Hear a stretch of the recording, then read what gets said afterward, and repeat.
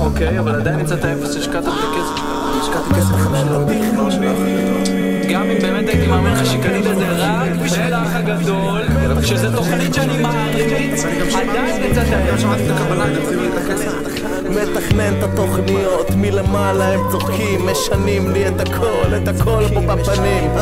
אני רק רוצה לראות את הגמר. ומחליפים לי ערוצים, מחליפים לי את הכבלים, מתעסקים לי באנטנות גם כן, ומתעסקים לי באנטנות גם כן. לאלוהים יש את השלטים, שחררו את הערוצים, מה הם בכלל רוצים? מה הם בכלל?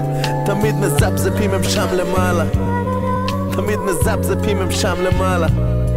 לא מתעסק בערוצים של תוכניות, לא מתעסק עם המסך, עם השלט, לא מתעסק, לא צופה בטלוויזיה כי אני לא צופה אל העבר, צופה את החיים כי אני צופה אל המחר.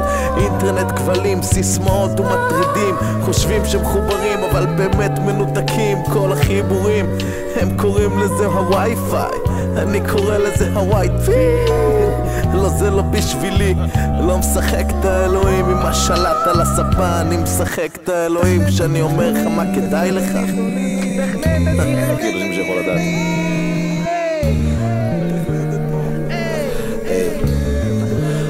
לא בתוכניות שלי היום לקום מחר בבוקר, הלוואי שלא היה דבר כזה לישון.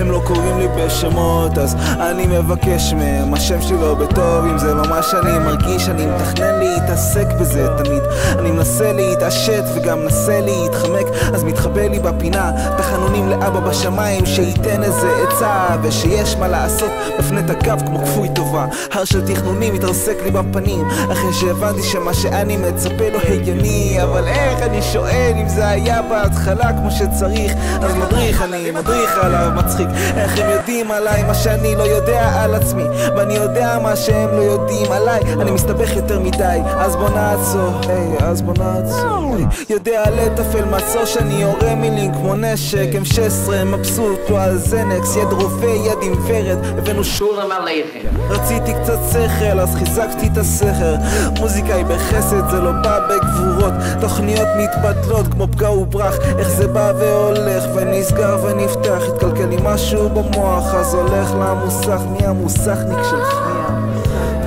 מי המוסכניק שלך?